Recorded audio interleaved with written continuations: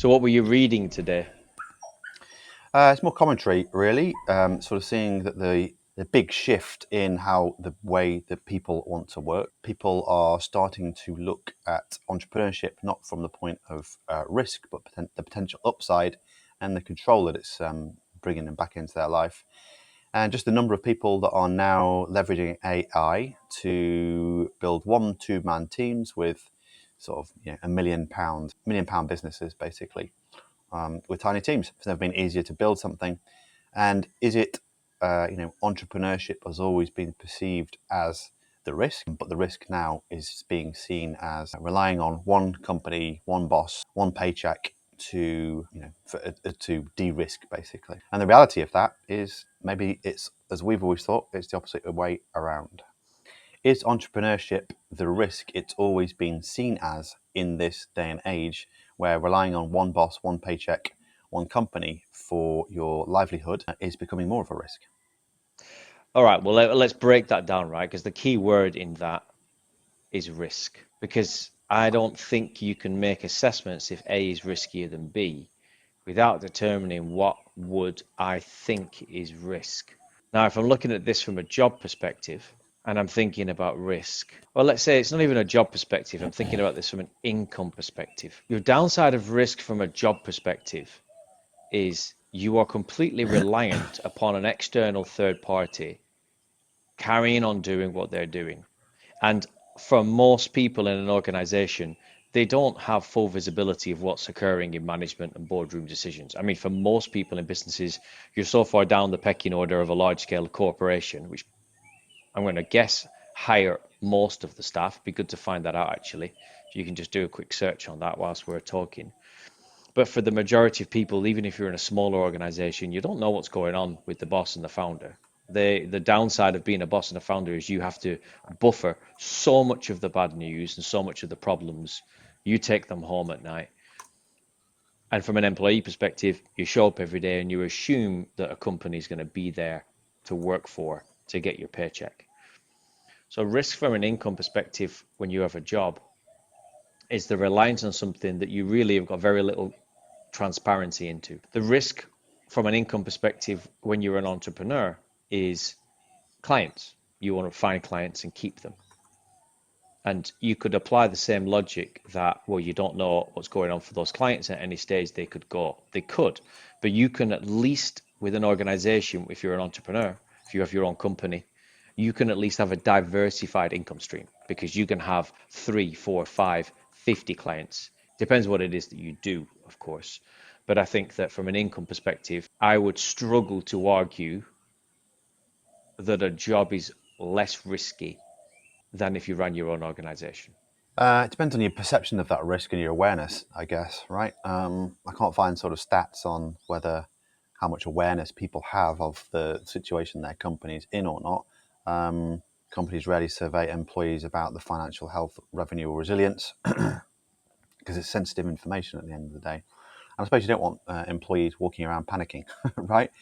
And I do think that a lot of it is down to the kind of perception that people have of their own roles in life. So often, I see it time and again, and I've just, with the school we've got here, I've got a co-founder, and she is struggling with the idea that certain people get paid and she's not getting paid until there's profit in the company, right? So, and that is a complete mindset shift. And there's been a lot of coaching on my behalf to kind of get someone into that mindset. And, we talk about fractional entrepreneurship and all these kind of things all the time. Well, this is kind of fractional entrepreneurship for her. She is got part of a business, she's got equity, and she's building something she's very passionate about.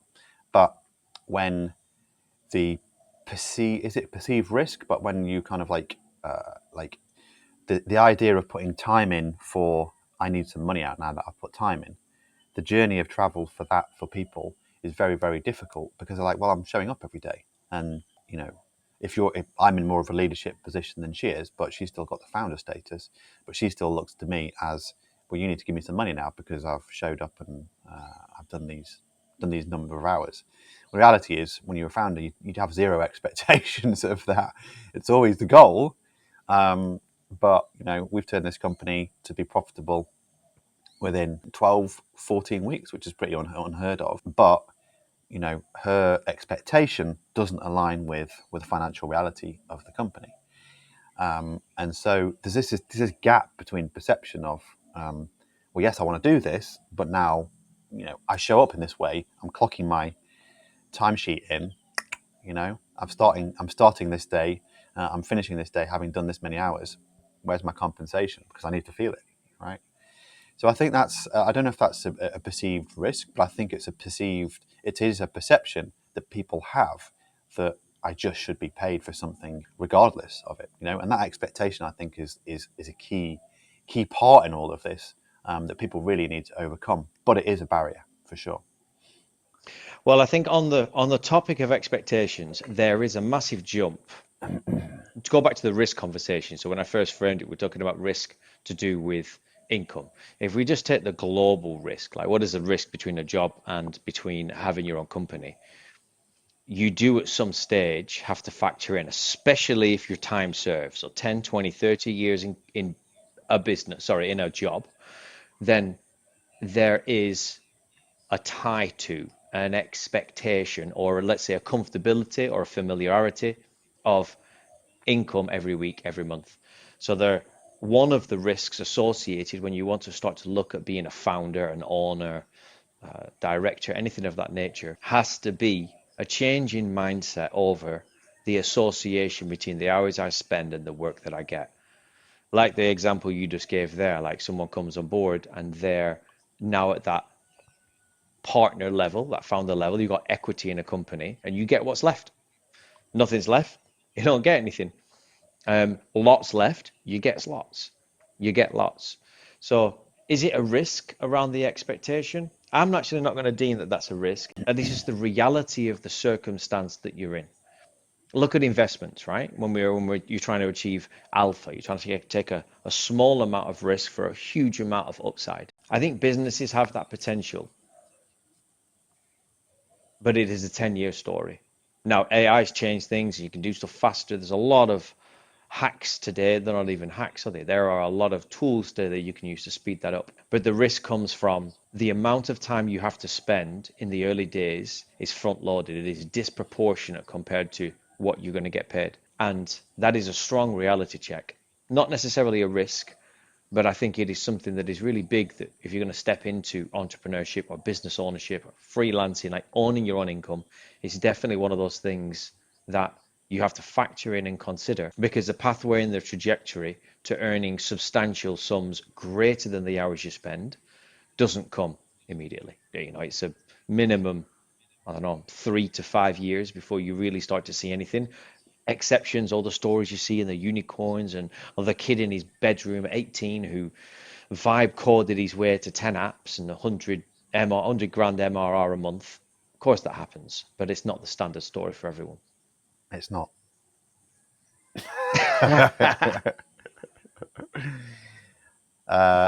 Well, I suppose I take the view that it completely depends on the business. I think when I look at it, I think there's actually more opportunity than ever. I still personally think the barrier is people's expectations, and perception of what it means, and they often lack in their own confidence, and the gap that they feel they've got in their skills base, really.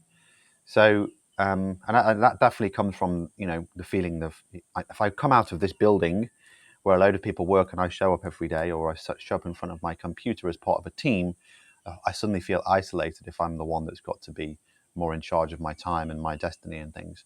So I genuinely think it's more to do with that, because the older, we talk about it a lot. There's old, boring businesses that do extremely well because not many people want to do them. And there's just Mm. thousands, hundreds of thousands of these businesses that are all possible. But I think, what is it that people are looking for? Because most people don't show up in their job thinking, this is exactly where I want to be in life, right? I'm doing exactly what I want to do in the industry that I want to be in. I don't know many people that are in that spot. Okay, they're doing it out of necessity.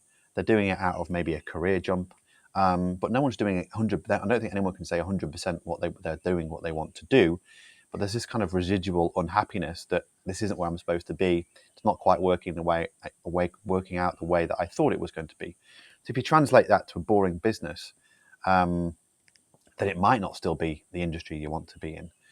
You might not be doing exactly the thing that you thought you want to do on a daily basis when you were a kid, you know.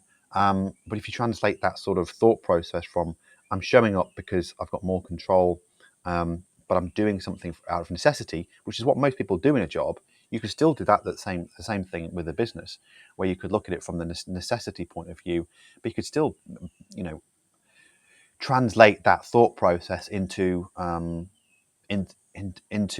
showing up in that way, but being rewarded in a different way as well. So I don't think it's. I disagree a little bit in the amount of time now it takes to get a business going. I definitely think that was the case because you needed more employees before. You needed more resources than you did before. You know, the resources we've got at our fingertips today, it's really easy to take them for granted because they're there, and most people don't use them as the tools that they are. And they don't use this tool as much, which is just thinking differently about. I think you're right about the perceived risk, but I think the distance from. I don't think it takes 10 years to get a business going. It completely depends on the business you want to do. We talk about consultancy, you know, taking a skill that you've built up for decades maybe and moving into a consultancy role in entrepreneurship, which means that you're sidestepping and you're taking more control over the thing you already do. You're just doing it in a different environment. But there's lots and lots of businesses, boring businesses. We can say they're boring, but they're just solid businesses that people want day in, day out, that are one-man businesses. And you could be making, you know, easily upper six figures in a business, offering those services if you just think laterally about them. So there's lots of different ways to think about it. And I think the problem is often it's confusing to people to think, well, what would I do? Should it be the most important thing in my life? The reality is it's just getting started and moving forward with some sort of level of confidence that you can do this. And I think that's the biggest barrier, personally.